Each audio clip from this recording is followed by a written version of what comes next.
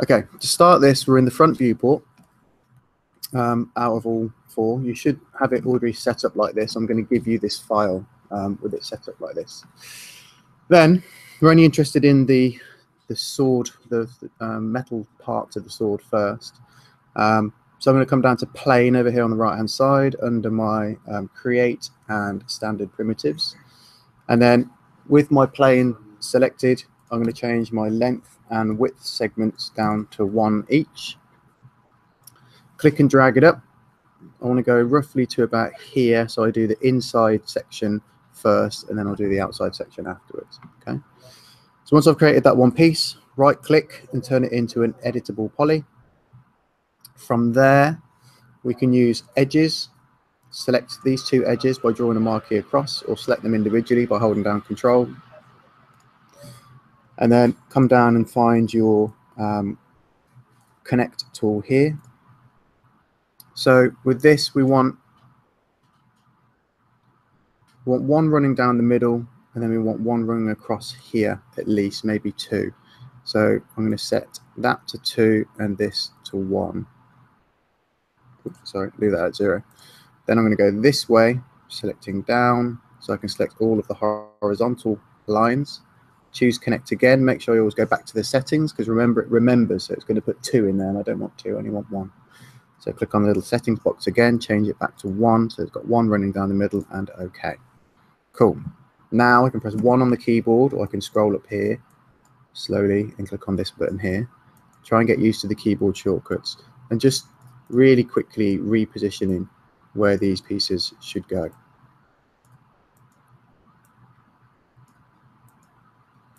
Now, if I want to get these identical in terms of how far apart they are from one side to the other, then I can start using snaps. Okay, so I'm using my scale tool. Sorry, I'm so used to using keyboard shortcuts. Hopefully I don't skip too much. So using R, keyboard shortcut for scale, I can move these out on the x-axis only. And then these two here, if I want them to be bang on, as in the level in terms of height on them, if I select one of them, turn on my snaps toggle, which is S on the keyboard, or the 3 up here, and then right click that 3 icon at the top there. I want to make sure that I'm snapping to vertices, okay, or vertex. Make sure that's on. What that means is now when I'm moving this up or down, if I move across and level myself up with this point here, you'll see it snaps, it pops into position, so mimicking that one on the same side. Okay, so that's how you get things perfectly level, because obviously this drawing is probably not bang on, but our weapon does need to be. It would be nice if it was.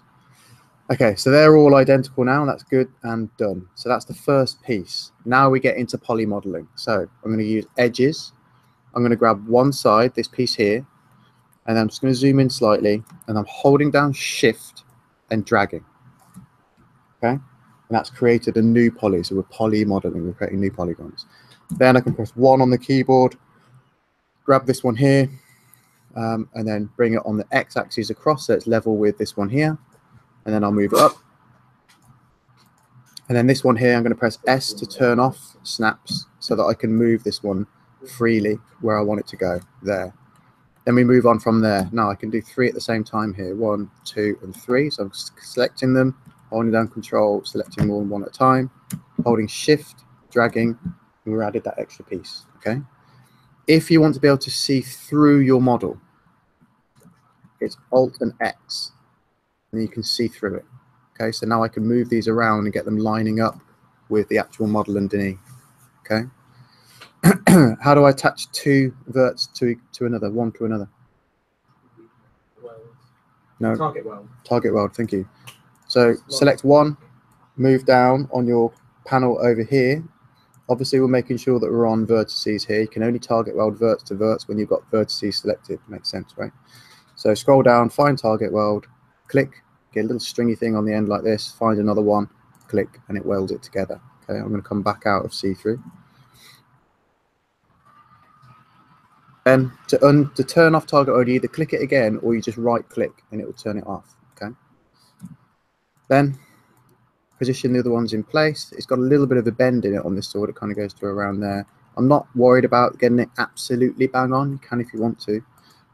But it's fine for now, because really this piece here is going to be hidden by this piece that overlaps it later on anyway, so I'm not really too fussed. Okay, that's that one side done. To do the other side, I can either do exactly what we just did, right? Or I can use Symmetry, which will copy it, it'll clone it, and do the other side for me, whilst welding all of the middle edges for me in one go. Okay, and I'll show you how to do that because it's much quicker. So I don't need these pieces here, so I can delete them. Select them and just hit delete.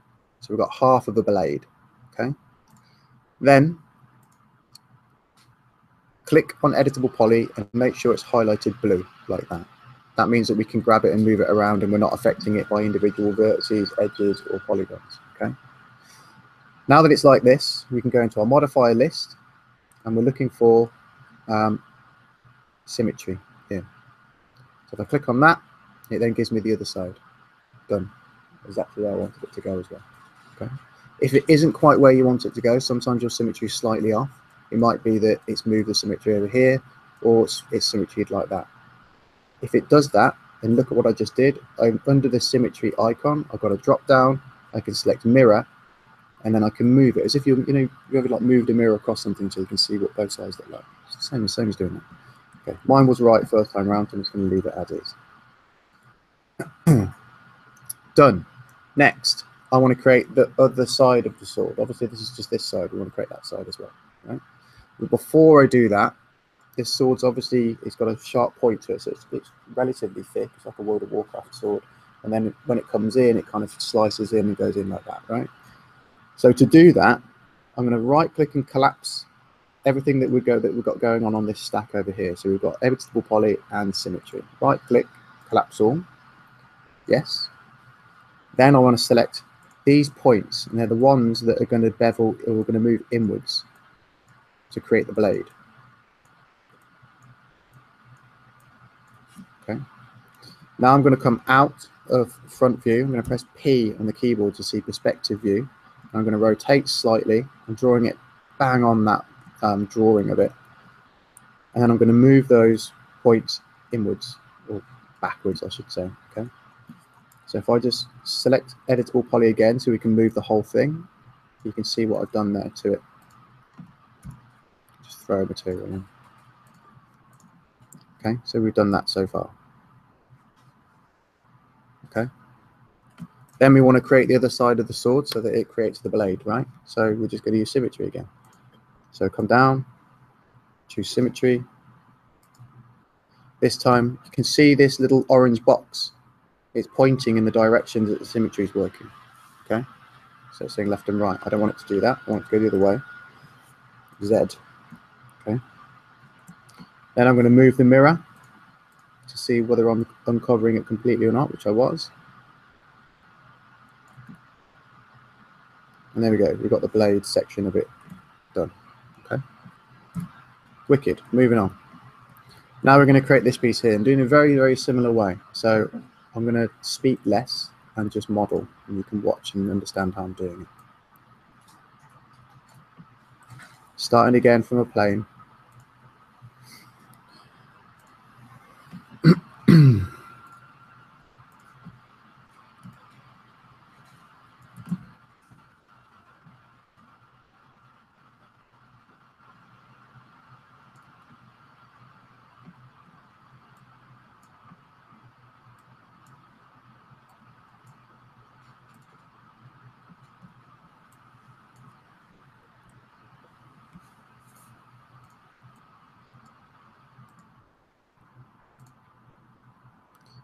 Now I've got symmetry turned on.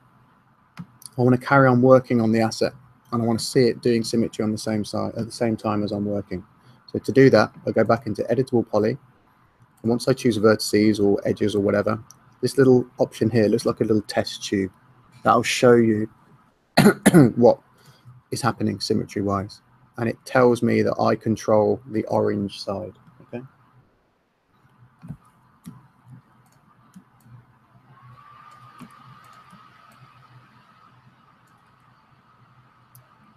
I'm just going to hide this blade because it's in the way. So right click it and hide. And always bring it back, right click and hide. Okay.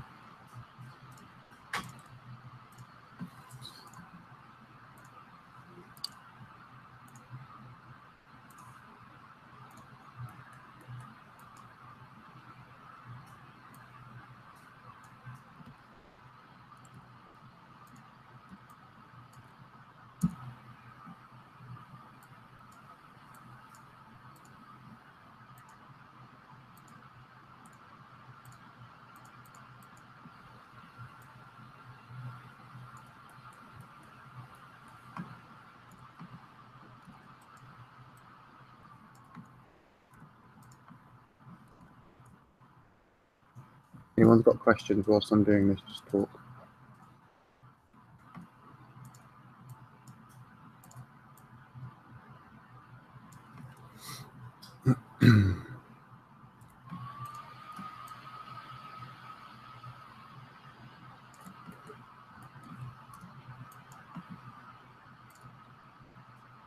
If you don't want to use target weld and they're close enough together, you can just use weld. Okay. If your verts are really far apart and you still want to weld them, so imagine that you've brought something up and you want it to weld kind of at a point, so you want them to come together like that. So target weld doesn't work, so it's going to go over there or over there, right? You want them to weld together, so you use weld for that. So select both of them, choose the weld settings box, and you can see here this little sort of numerical slider. If you push that up and up and up, eventually it will look wide enough to find the two and snap them together, and then they'll find the middle point. Okay.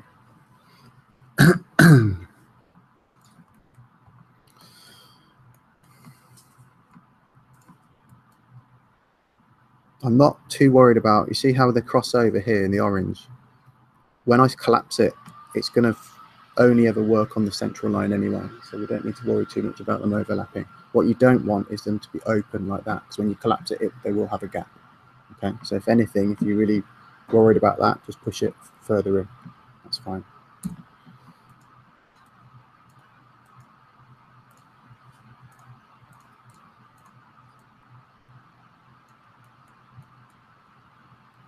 So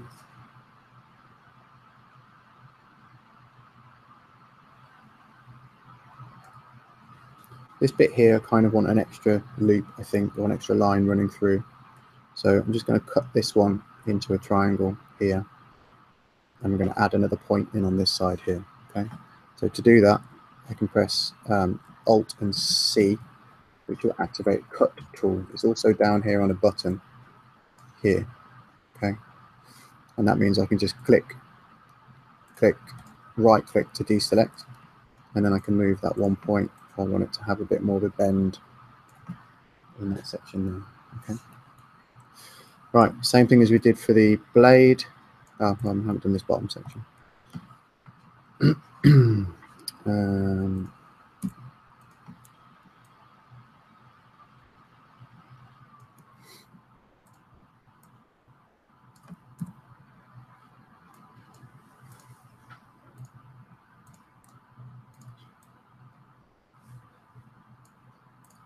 Okay, same thing as we did for the blade then.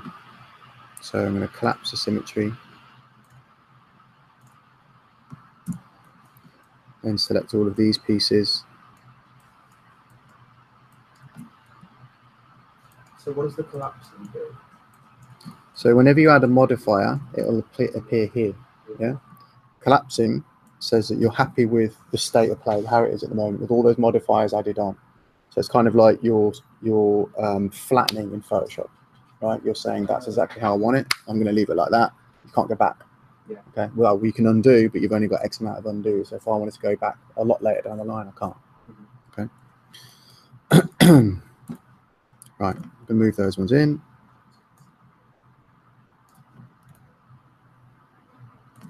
And then we'll move it back a little. Going to unhide the blade.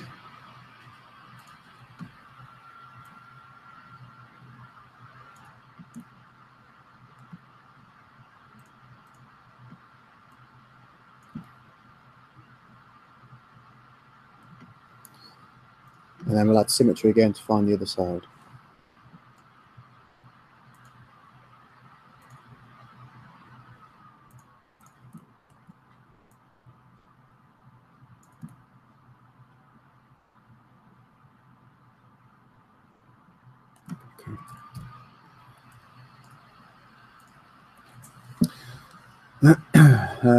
Okay, cool. So blade then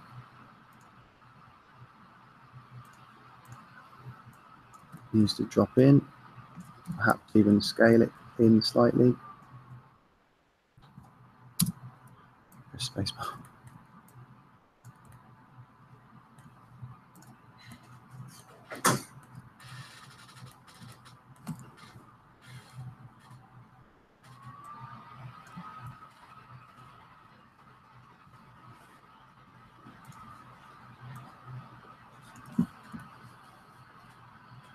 I'm just making sure there's no gaps in the blade. Okay. We'll fill in these little sections in a second, but this bit that we've got at the bottom there, I'm going to come back to the front view, and then I'm going to use that to make the handle. Okay, so let's have a look at it quickly from perspective. I want to go into, in fact, I want to collapse first because I want the whole round section and I don't want to be controlling only half of it. So right click and collapse a stack again.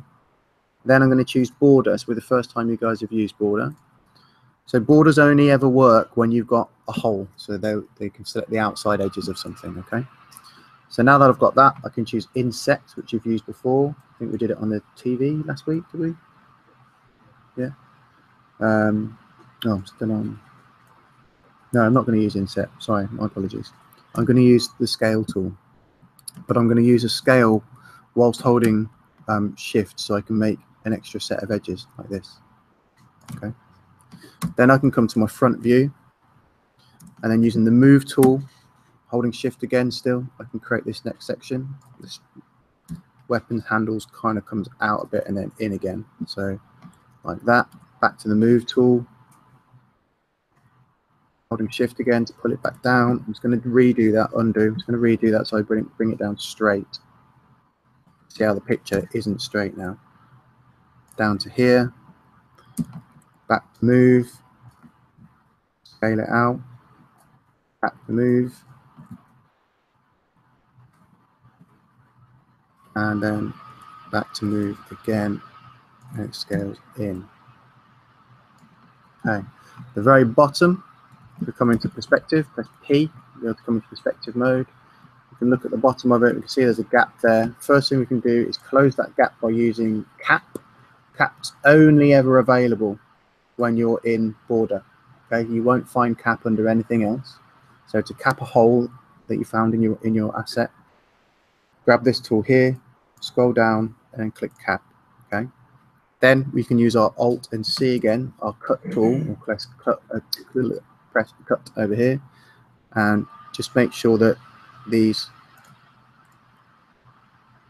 are all four-sided shapes, 4 or 3-sided, remember. You don't want any more than 4-sided shapes in your assets. Okay, so there's the handle. There's pretty much all of the sword. We've just got this last bit to fill in, so here to here. There's one last little, no, I'm not going to tell you a new trick. We'll do the same thing again. So we're still under border. I'm going to select that edge there, use cap again, then we'll go to cut again and just make sure that that line splits all the way down. And the same on the other side. That, cap, cut. So the four-sided polygons is for optimizing. Yes. Okay, so now we're just going to check it over because I've noticed there's a few little errors. Okay, so you can see these 2 points here. There's no point in having these two, and what it also does is it causes this to be more than 4 sides, right? 1, 2, 3, 4, 5. Okay, which we don't want. So I'm just going to close those up by using target weld. So back to 1 on the keyboard, or up here, click on the vertices, then come down target weld, and just weld up these little inconsistencies. One right here as well. Okay. Spin around, do the same on the other side. Weld that to that, and that to that. Okay, let me just check over it.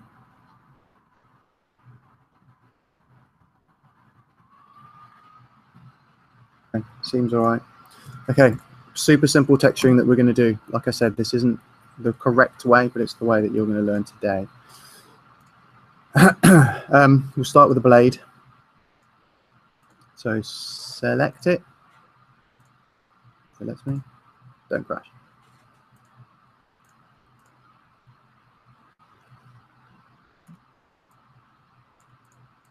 Okay, so select the blade.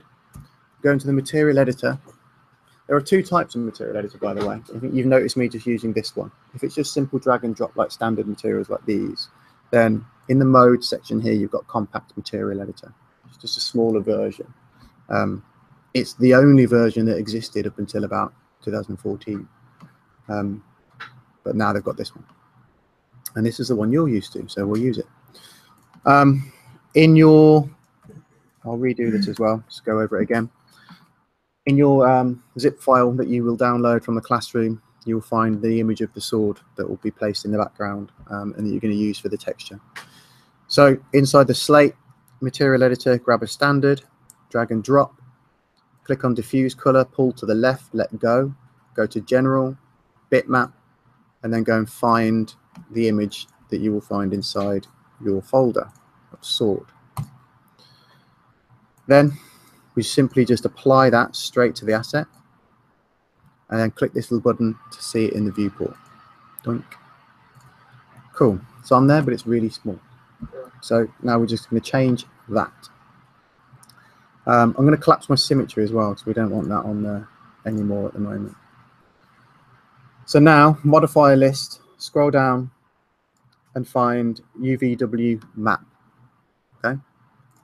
Once you've got that setting turned on or modifier applied, click the little drop down and then you can mess around with this gizmo, and this allows you to move the asset up and down, left and right, and scale it.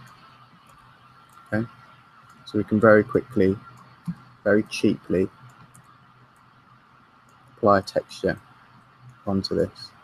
If you want to be absolutely pinpoint, you can change these settings here to scale or not scale the asset as well.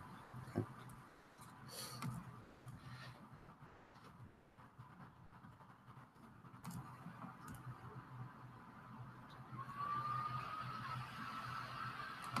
Cool. We'll do the same for this piece. Modify a list, same asset, drag, drop. It's already got that clicked because we've already clicked it from the first time round, so we don't need to click it again. But we do need to add UVW map on top. And then we need to go into Gizmo and make quite a few changes.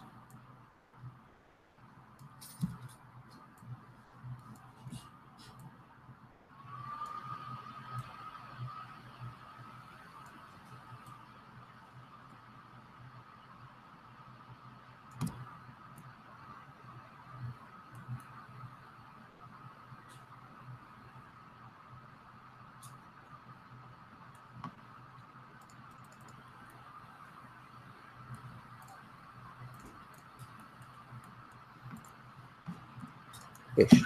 You get away with that. Okay. Cool. All right. You guys have got to give it a go now. So I'm just going to pause this.